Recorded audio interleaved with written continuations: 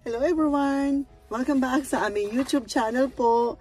Naku, pasensya na po talaga sa aming subscribers, sa aming mga followers. Thank you so much for watching pa rin sa aming mga video. Pasensya na medyo delay, super duper delay ang aking update ngayon sa aming YouTube channel. Sana magbalik kayo kasi marami akong good news sa inyo. Marami akong gustong i-share sa inyo na bagong trabaho. At saka shoutout ko rin po yung mga natanggap na agency. At saka po yung mga, shoutout din po sa nandito na sa Canada. I'm so happy. Kaya ako na-excite magbigay ng update sa inyo ngayon. Kahit medyo, dahil sobrang hirap ng weather dito kasi paibago-bago. Minsan lalamig ng sobra, tapos ngayon mainit. Tapos, basta napaka ng weather kaya halos lahat nagkakaroon ng flu. So, ingat-ingat lang po kayo mga kababayan ko kung nasaan man kayo ngayon. So, welcome back sa aming YouTube channel. It's Winona G. Divella. Don't forget po muna to like and subscribe po sa aming YouTube channel para po magsisimula na naman po ang aking update sa inyo sa mga bagong posisyon, sa mga trabaho, sa mga shoutout, sa mga congratulations sa mga nandito na sa Canada. And also guys, don't forget po talaga na i-follow nyo rin po ako sa aking Facebook page, Ate Mabel ng Bayan. So, you can ask me question there, and sometimes nag-live din po ako doon sa mga shoutout. So, hope to see you there. So guys, uuna ko pong i-update sa inyo, i-congratulate ko muna yung dumating this month na si Amir Marcelino. I'm so happy for you, Amir. And thank you so much for letting me know that you are here. Makikita niyo po si Amir sa aking Facebook page po. I-share ko po yung kanyang pictures na nandito na siya sa Canada. Dito rin po siya sa Ontario. I can visit him there. At makapag-chikahan din po tayo kasi ang dami na po nilang dumating na hindi na ako nakapag-update, hindi na ako nakavisit kasi gawa ng weather. So hopefully this coming, look at the weather now. It's so nice, sunny. So sana makapunta na ako sa kanila, makavisit ko sila. Kasi meron din po akong bagong i-share sa inyong lahat. Mga kababayan ko, isa po sa pinagkakaabalahan ko last year and then in a couple of months. And then I'm so happy to let you know guys also na I can also help you aside from being here to find a job, to find a legit agency, and also to make your dream jobs in Canada come true. So I can also help you with that. So guys, stay tuned lang po sa aming YouTube channel. Marami po akong shoutout. Okay, yes, si Amir, congratulations again. Yay! You're in Canada now. Good luck sa iyong journey and keep us posting sa iyong first year in Canada, first months in Canada. Hopefully, maging successful kayong lahat dito sa Canada. Ang dami na pong successful talaga. So, shout out ko po si Kevin.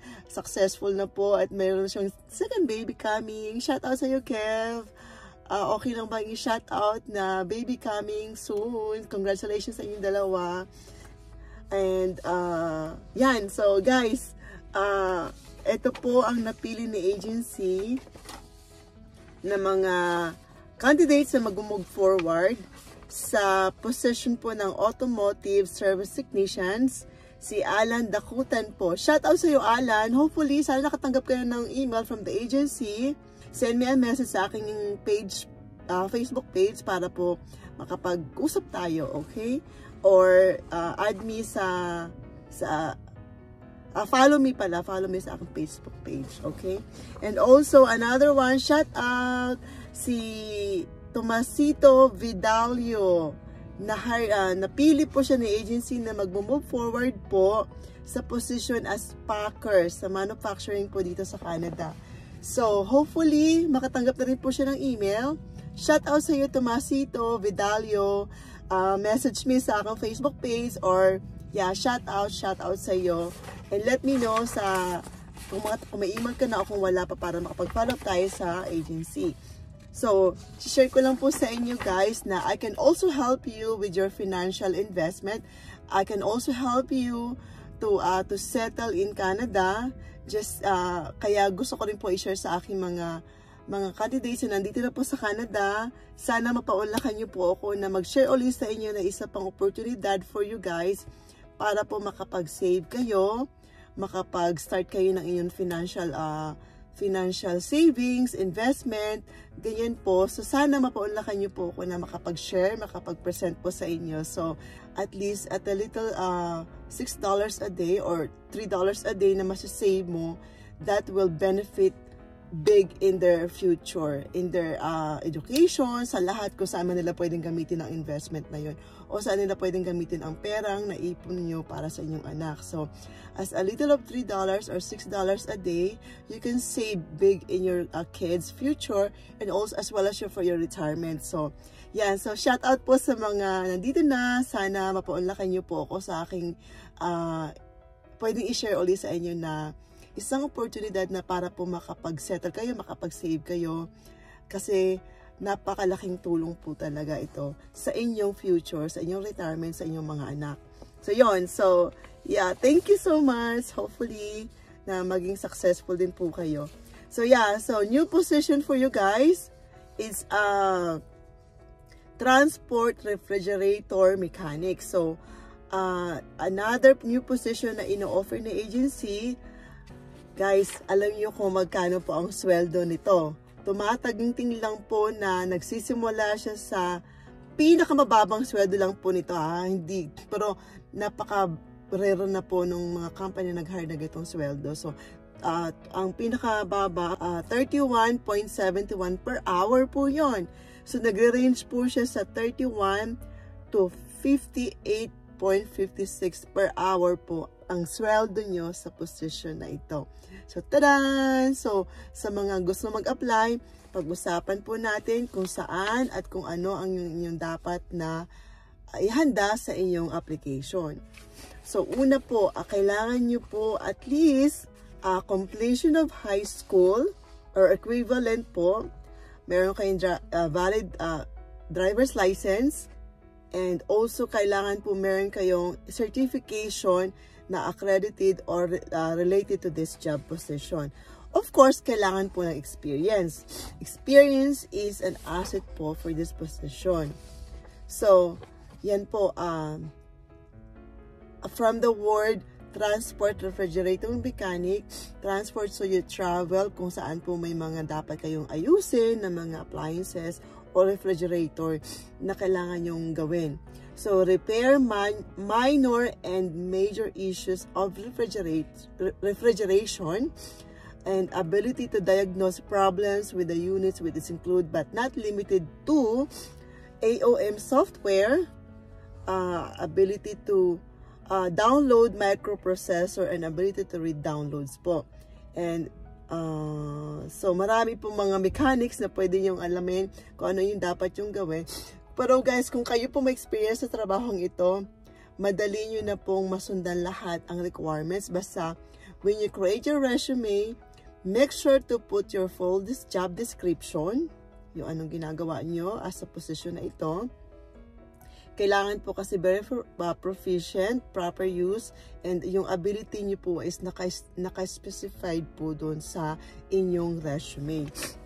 So, yeah, meron, pwede, ito rin po yung mga description, job description na pwede nyo i-keep in mind.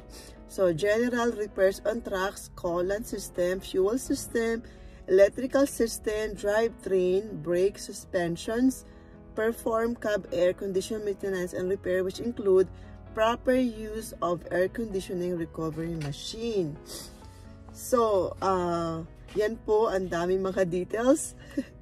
Hindi ako masyadong familiar pero sigurado po kayo guys, alam niyo na po lahat ito. Ayan, so, i-share ko na lang po sa aking page, sa aking in my screen, yung mga ibang details sa kailangan nyo tandaan sa job position na ito para po mas ma-detailed nyo pa ang inyong resume when you create your resume, a Canadian format resume po ha. So don't forget po guys, Canadian format resume. So you can also go back to my videos, may mga senior po akong mga resumes na pwede nyo pong gayahin kung paano lang po gumawa ng very standard resume po. Or also I can share it again in my screen para po ma-check nyo rin po ang resume na kailangan yung gawin. So, yan po ang aking update sa posisyon, sa bagong posisyon ng agency na kinakailangan nila. And also guys, I will also share with you kung saan pwede rin po kayo makahanap ng employer sa posisyon na ito. Just go to this job website search po, ziprecruiter.com, and also go to simplyhired.com. So sharing lang po for you guys. Search nyo lang po yung website in my screen. Type yun lang po sa Google search and then go to their job search website. Makakahanap din po kayo ng employer doon as the same position na pinag-uusapan natin na kailangan ng agency. So, transport, refrigerator, mechanics po. Also guys, you can also go to indeed.com. So, good luck po sa lahat na mag-a-apply sa bagong posisyon na ito na hinihingi ng agency sa atin. And again, congratulations po sa aking mga kababayan na nandito na masaya ng kapiling ang kanilang family, ang kanilang asawa, ang kanilang mga anak kasi nakuha na po nila.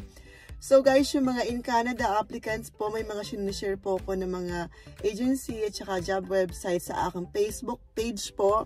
Ate Mabel ng Bayan po, follow me there. And also, nag-update po ko once na nakakita po talaga ako ng hiring para po sa inyo. Sa may mga available linya na gusto nyo puntahan. At paalala ko lang po mga kababayan ko, mga guys, mag-ingat po kayo kasi ang dami po ngayong nababalitaan ko na binibili daw po ang linya. So, be careful. Be careful lang po talaga sa huwag masyado mag-grab ng opportunity nang hindi tayo sigurado. You can double check, triple check po. Kasi sayang ang pera ng iyong gagastusin. And sa mga nagtatanong kung magkano ang gastos lang ng mga nandito na, tumataginting lang po naman na less than 1,500 Canadian dollars ang kailang ginastos. Kaya guys, mag-ingat po sa pagpili po ng iyong pagtitiwalaan at iyong a-applyan. Make sure daw po. Basta, you never know. Lahat magiging successful para sa inyo talaga para sa inyo. Kagaya ni Fidel. Shout out sa Fidel. Successful na po siya. Andito niya yung family. Very happy for him. And yeah, meron din po siyang I'm so happy for him. Marami na siyang followers sa kanyang page, sa kanyang Facebook page. So, congratulations sa iyo. Ako din po sana. So, hopefully, ang aming YouTube channel din po inyong i-follow and inyong i-subscribe niyo po kami. Marami po akong update kasi po meron akong i-update. Pupunta po kami ng Leamington by weekend. I-surprise ko po sa inyo ang aking next update po, ang aking next vlog. Abangan niyo po yon. Surprise po. Again, guys, thank you so much for watching and don't forget to like and subscribe po sa aming YouTube channel, Winona G. Devola. Thank you guys for all your support. Thank you so much. And I am so happy po talaga sa lahat na nandito na, sa mga na sana mapaunlakan nila ako sa aking bagong share sa kanilang journey here sa Canada. So, thank you guys. Bye for now. Bye.